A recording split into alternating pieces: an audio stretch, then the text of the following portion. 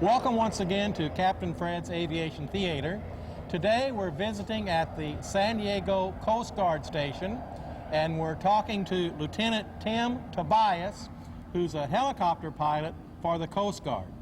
Let's start right off with a history lesson.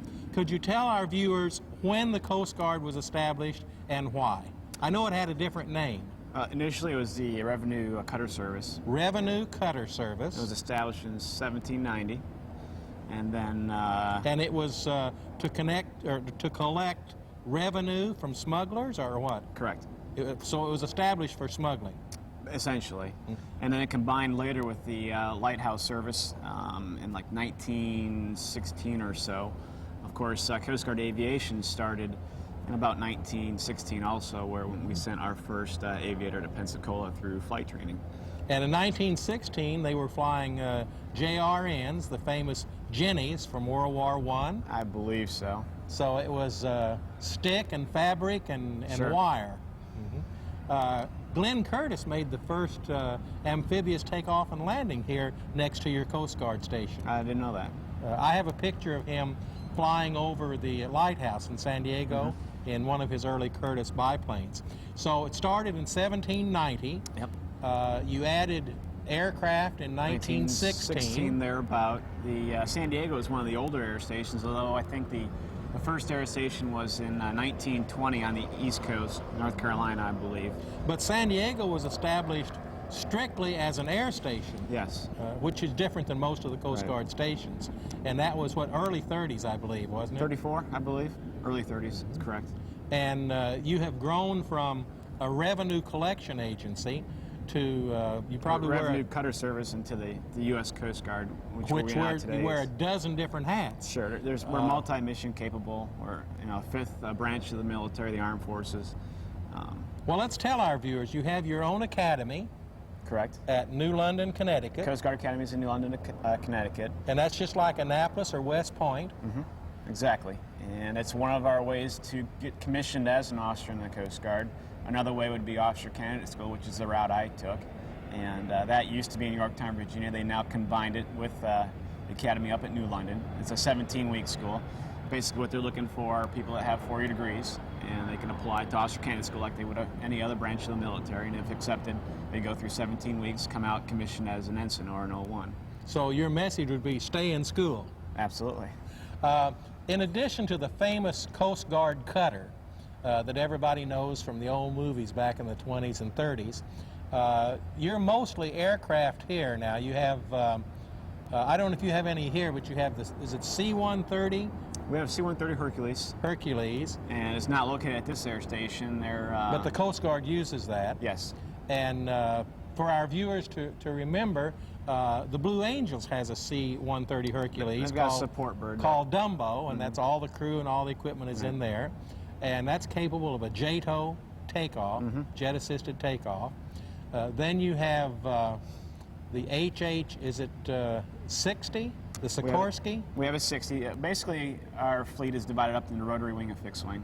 Our fixed wing consists of C-130s, like you said, and we also have HU-25 Falcon jets, which used to be here in San Diego up until 96. Which is similar to a Learjet, 6, 8, 10 passenger? Yes. And what would the Falcon jet be used for? A lot of law enforcement, marine environmental protection also. Not located here in San Diego, although they were in 96. 96, the air station had Dolphins, H-65s we'll talk about in a second, and Falcons. And then we phased those out, we actually sent them to other air stations, did a swap, and the H-60s came in. So you use the H-60 Sikorsky medium range search and rescue platform, and we have three. But let's talk about the other helicopter. It's the Dauphine. It's a French-made helicopter. Correct. And that's the HH-65. Alpha model. It's a short-range search and rescue aircraft. We have, it's not at this location here, but multiple air stations. I believe there's 26 air stations total, and approximately half dozen H-60 air stations. 26 air stations located from Puerto Rico to Alaska. And I was astounded at the figures you gave me. Would you tell our viewers what happens in the course of one day in the Coast Guard? One day we save on average, I believe, 14 lives, and we conduct about 180 search and rescue missions. So you do the math, that comes out Per to, day? Per day. And we keep $7 million dollars worth of drugs off the streets per day. And you total that up, and it's over 65,000 missions per year, and quite a few, over 4,500 people saved per year. Okay, be patient with me. Repeat again what you do in one day. At the Coast One Guard. day is 14 lives saved. 14 lives saved in one day. 180 search and rescue missions conducted. 180 search and rescue missions in Every one day. day. And Throughout the Coast Guard wide, not just here in San Diego, right, but but nationwide. throughout the Coast Guard, the 26 stations, and something like 30 oil spills or something, wasn't there? 30, 32, something like that. Per day. Wow. So we are multi-mission capable. I mean, we like to focus on search and rescue. That's our bread and butter, our primary mission. But Coast Guard does many other missions also, which include law enforcement, which we do quite a bit here in San Diego. You're talking about oil spills. That's marine environmental protection, MSO support. We do that also. Aids in navigation, environmental protection. So you national work with defense, immigration and law enforcement and everybody. Customs, Border Patrol here in San Diego specifically. We've got a lot of partners that help us prosecute our missions every day. Let's talk a little bit about the flight training. Now, I believe you go to Pensacola and take training with the Navy. Right. Coast Guard's a small branch of the military. It uses a lot of other DoD schools to train their personnel. Flight school is one of those. We send our pilots to Pensacola to go through Navy flight training as if they were a Navy or a Marine Corps Same pilot. syllabus as a Navy pilot or a Everything's Marine the Corps same. pilot. Once they complete and graduate Pensacola, then we take them to ATC Mobile. It stands for our Mobile, Aviation. Alabama. Aviation Training Center. And there we receive training on Coast Guard specific flying and also advanced training in the particular aircraft they... Now, that's learning how to fly the Coast Guard way. Correct. Because flying the Coast Guard way is different than the other services. And if you're a 20-year veteran, Vietnam veteran, combat veteran, you still have to learn how to fly the Coast Guard way. Sure. Every branch of the military has their own specific way of prosecuting their missions, and we train our pilots to do search and rescue and law enforcement. So there is a specific way to fly in a Coast Guard. ATC Mobile starts that training initially, but a lot of pilots receive follow-on training at the unit. I'm an instructor pilot here, one of two, so we're responsible for providing additional training once assigned to the unit, and also upgrading the pilots. We have different designations: co-pilot, safety pilot, first pilot, and aircraft commander. So Now, part of the training is with the dunker. Egress, which means to exit, go out. Egress training in the dunker. Would you tell our viewers what the dunker is and how that works? Well, Dunker is a underwater egress training device located at Pensacola has one. We have one right here in Miramar. We were required to go through that once every 4 years. Now they've upped it, I believe, once every 6 years. Oh, you don't just do it once. You have to do it over and over. It's recurrent training, and it's valuable training. We've never lost anybody to getting blocked from egressing from an aircraft once the aircraft's gone in the water since we've done that training. Now, when they drop you into the water in the dunker, they blindfold you to simulate nighttime, because you could go down into the water Sure. at night. It looks like a large drum, basically, and it's configured the way an aircraft will be configured inside, with seats, seat belts, pilot stations up front, and positions in the back. And you go through 4 rides. Your first ride is not blindfolded, but your last 2 rides are blindfolded. And what they'll do is they may block an exit, and you have to find an alternate way out. Blindfolded. But, right. This large device, it's round like a drum, has its own pull. It drops into the water, it sinks, and it rotates upside down. Once it's upside down and you're upside down, and all the motion is stopped, then you're allowed to egress from the device. So you have to hold your breath, and use a lot of hand over hand to get yourself out of the device. You don't want to kind of let go of everything and lose your reference point, because that's when you can get in trouble. Now, I want to mention to our viewers that your rank is lieutenant, but that's equal to captain in the Army, the Air Force, or the Marines. Right. So the Coast Guard uses the same ranks as the Navy. Correct. You would come in as an ensign, then you would be a JG, or lieutenant junior grade, and then be promoted to lieutenant, which is what you are. Yes. Which is 03, officer 3, equal to captain. Okay. Is there anything else about the training you would like to tell our viewers? Well, we touched on ATC Mobile, and that's where they receive advanced training in the aircraft that they choose to fly. We also fly C-130s, like you said, so that training is not done in Mobile. That's done at Little Rock Air Force Base. We use an Air Force school to train our C-130 pilots. Our 65 pilots, our 60 pilots, which is behind us right here, and our Falcon pilots are trained in Mobile. And on average, the course lasts about 5 to 6 weeks. Once completed with that course, the pilot is then assigned to an air station, and where he receives. I have an obvious question. Why did the Coast Guard choose a French helicopter, the Dauphine? Well, that's a good question. It meets your needs? It's a short-range search and rescue helicopter that met our needs, obviously, and we chose to fly it or to purchase the aircraft. And we have quite a few of them. Unlike the 60, which is a replacement for the H-3, which was a medium-range search and rescue platform, they're slightly more expensive, and we've got 42 of those. So it does meet the needs that we need it for. Very good. We'll continue with our conversation right after this important message. We'll be right back.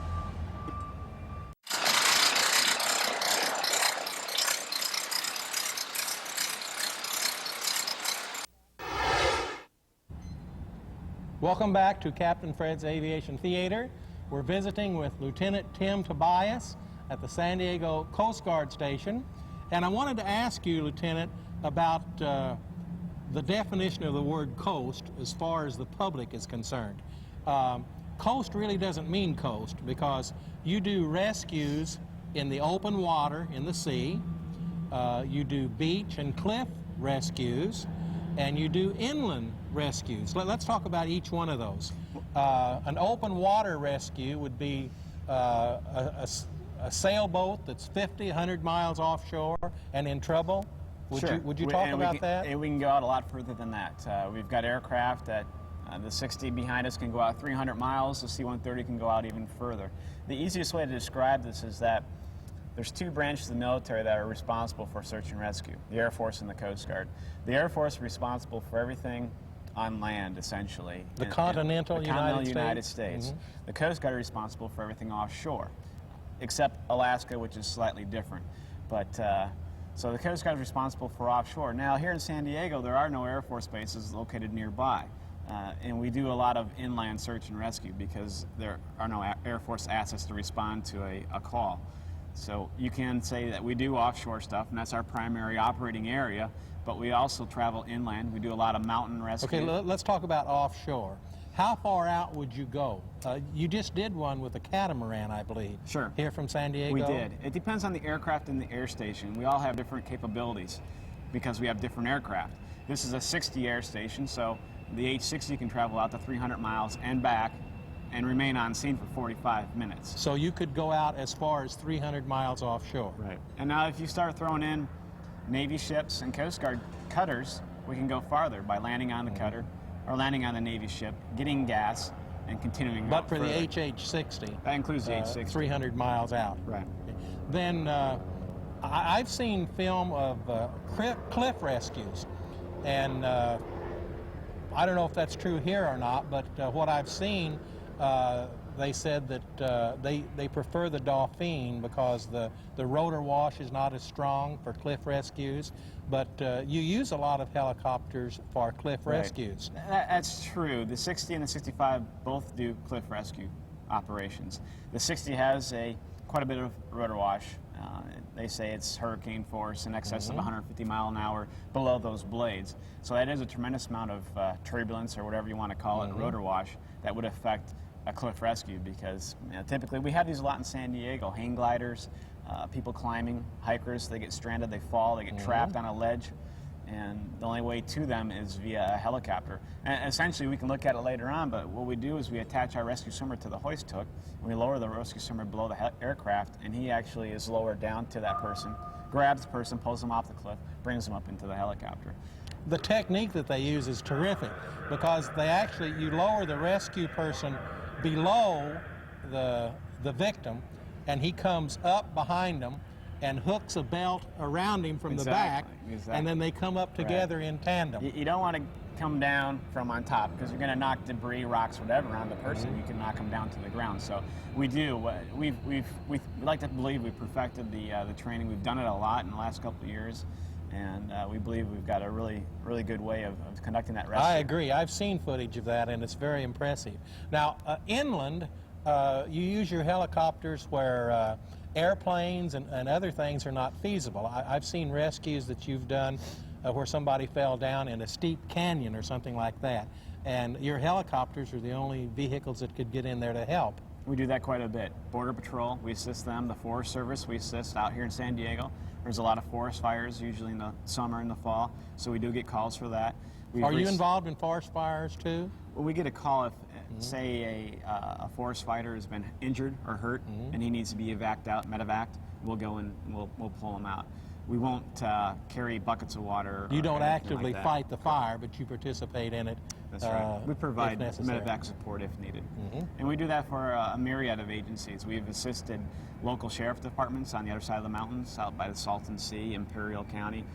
There's a lot of areas that we've gone out and used our aircraft and the different devices that we have on board to locate people. Now, the Salton Sea is 150 miles inland, so the coast is wide. That's right. That aircraft has a 600 nautical mile range. It can fly for 6 hours. It carries over 6,000 pounds of gas, so it's a quite capable airframe. Now, the crew on an HH-60, a Sikorsky helicopter, we need to talk about the language a little bit. What would normally be called the chief pilot, or pilot in command, you call aircraft commander? Yes. And what would normally be called the co-pilot, second chair, you call the safety pilot. Safety pilot or co-pilot. And what would normally be called flight engineer, you call flight mechanic. And then the rest of the crew is rescue swimmers? We have rescue swimmers. Typically, our crew is 4 people. If we get called out right now in a search and rescue case, you would have a aircraft commander, you'd have a co-pilot, and you'd have a flight mechanic and a rescue swimmer, like you said. And typically in the helicopter, the aircraft commander would sit on the right seat, and the co-pilot would sit on the left seat, sort of opposite from fixed-wing aircraft. What would be a typical mission here in San Diego? Primary mission search and rescue, of course. We do training. We do a lot of joint support with Border Patrol, Forest Service. We help out the Park Service out at Lake Mead. We're doing a project antenna. Lake Mead is Las Vegas. Sure. And they're working on putting a FM radio relay site on the mountaintops surrounding Lake Mead. Hauling the antenna there? Right. The aircraft can do external loads, and the 60 has a lot of power and is able to operate at that high altitude. So we've been supporting them in the fall and springtime. So this helicopter could take a radio antenna and put it on a mountaintop. Sure. So that primary search and rescue, that's what we do here. We have a crew that's ready to go 24 hours a day, 7 days a week. They stand duty, they're here for 24 hours, and the following day they're relieved by another crew. So anytime the call comes in, we'll be airborne within 30 minutes en route to the destination. Now, I want to mention to our viewers, on a serious note, I admire the work that the Coast Guard does, and I want to say to our viewers that you are much like a policeman or a fireman, because every day when you go to work, you don't know if you're going to come back alive or not, because you are literally putting your lives on the line every day. And they send you Coast Guard pilots into weather that no combat pilot would be asked to fly in, and that's your primary assignment. That's our primary mission, is search and rescue.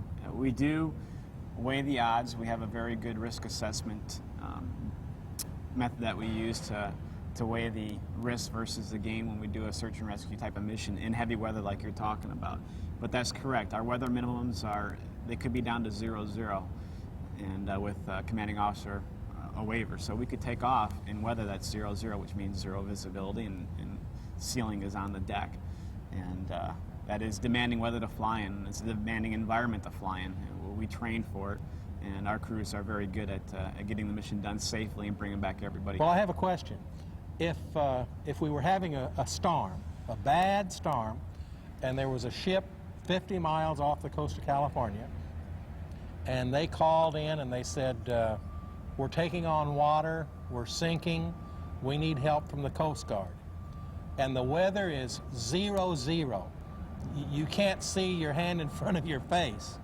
Does there ever come a time when the Coast Guard would say, I'm sorry, the weather's too bad, we can't send anybody to help Sure, you? absolutely. Like I said, the aircraft commander has the authority to turn the mission down if he thinks that the conditions on scene are too demanding and it would risk the crew and the aircraft. Then we would have to come back home and not do the rescue. Again, the aircraft commander has that authority to do so. He weighs those, he makes that decision on scene. If the weather's 0-0, and I was talking about that on departure. Obviously, when you get on scene to do the rescue, you're not going to be able to do it in the 0-0 weather. You're going to need some ceiling and some visibility to make the hoist. So you couldn't function? No, even if you went, right. You couldn't function? Now, we have the capability of shooting an approach down to the water. Over the water, we can shoot an approach, or making a landing, whatever you want to call it. Of course, not land on the water, but to a 50-foot hover. And the aircraft can do that by itself, hands off, with the computer on board.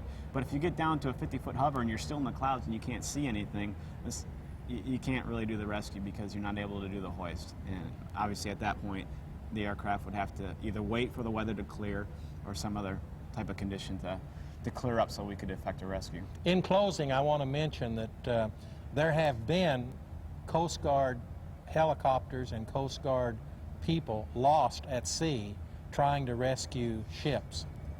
That's true. And also I wanted to mention, I can't remember the man's name, but in World War II, there was a Coast Guardsman who won either the Navy Cross or the Medal of Honor, and that is the highest award that any of the military branches can give.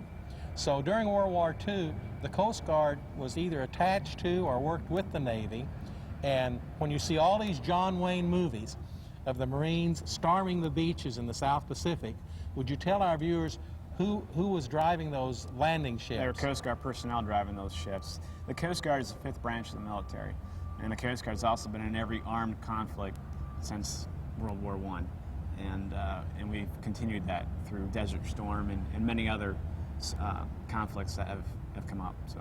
And the Coast Guard in World War II was not a support service. They didn't deliver supplies and things. No, we had men in combat. They went right up on the beaches, opened the door under fire to let the Marines out on those islands. That's true. Very good. Thank you very much for visiting Sure. with us today. I want to salute you and the United States Coast Guard for the wonderful job you're doing in protecting us, helping us, and serving us. Well, thanks, Captain Fred. I enjoyed it. As always, this is Captain Fred saying that I love airplanes and I honor the people that fly them. And today we're honoring the United States Coast Guard Air Station here at San Diego.